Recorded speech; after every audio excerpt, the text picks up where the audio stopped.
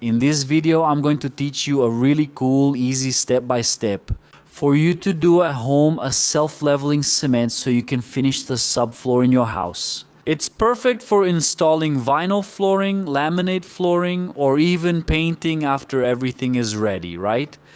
This is a room where we're going to do this work here at my dad's place, and it's on a subfloor, right? He just did the subfloor, and the first step is to apply it on top of this subfloor.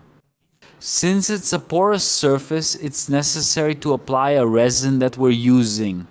So in the video I'm showing you, this is the one we're using. Those of you who have been following me here for a long time know that I use Smart Resina from the Dry Leaves line, which is a really good resin for many things in construction, including as a primer, before applying the self-leveling compound. So it's a really good product, right? Easy to apply. You dilute it about 50% or 30% with water and then apply it. Its curing time is about 24 hours, right? From one day to the next. That's why we only started the application the following day. And this is the product. This is the Nivela Mais Symmetrico self-leveling cement that we're going to use for this job. Here in this bedroom, it's a 20 kilogram bag, okay, of self-leveling cement that you're going to use. Use clean water for the mix, okay? On average, about 4 liters of water. You have to add it little by little. I advise you to put a little bit of water in the bucket. Pour the self-leveling cement into the bucket when there's already a little water in it. And then with a mixer, this mixer of mine is really good. It's a professional mixer, but you can mix it with a drill, with a small mixer, or a hammer drill. I just don't recommend doing it by hand because it will get too heavy and you'll get tired quickly. So like I said, you keep adding water little by little until you notice that it's completely homogeneous, right? That there are no more of those famous lumps inside the mortar, right? Inside our mix. And it has a good consistency. Not too runny and not too thick either, to put it in plain construction terms, right?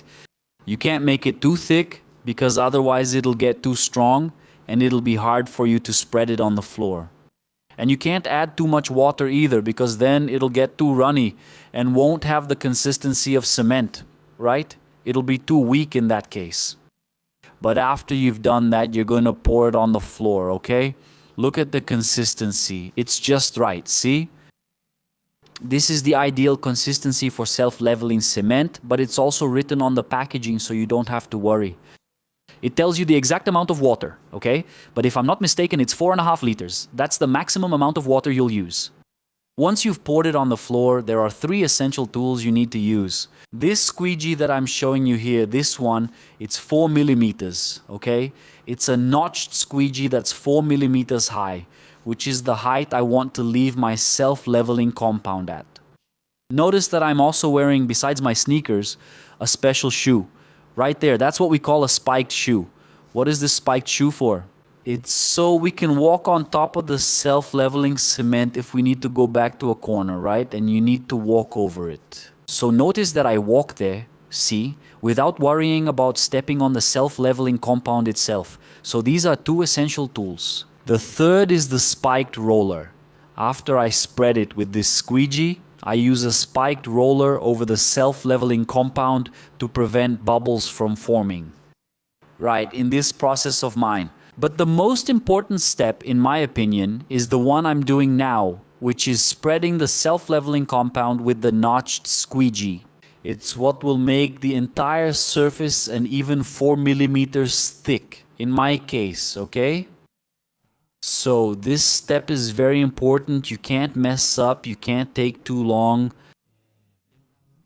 because it's a product that as it cures, it dries little by little.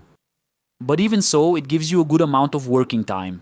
So you spread the product over the surface on your subfloor so that it becomes completely uniform. And if you want to do it over a floor, an old ceramic tile, right? I know you're going to ask me, can you do it too? Here? It's a subfloor. I use Smart Resin as a primer, right? Now, if you want to do it over an old floor without having to break it, what will change is the adhesion promoter. Here I used Smart Resina. you will have to use a universal primer or a product called Ultra Grip, okay? I will list all the products.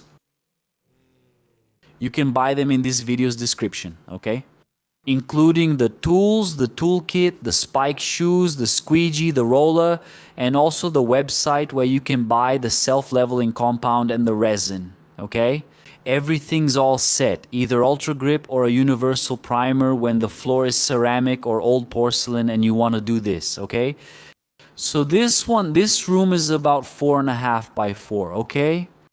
4.5 in length by 4 in width. I use 6 bags of self-leveling mortar, okay?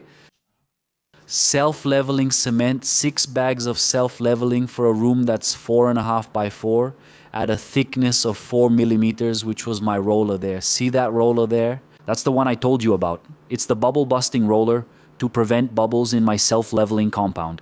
And this is the final result. Now we have to wait 24 or 48 hours for it to dry before we can start installing the vinyl flooring. Tell me in the comments what you think, and all the information is here in the description of this video. And if you liked it, I ask you to share this video with your friends, leave a like, and subscribe to the channel. Hugs to everyone.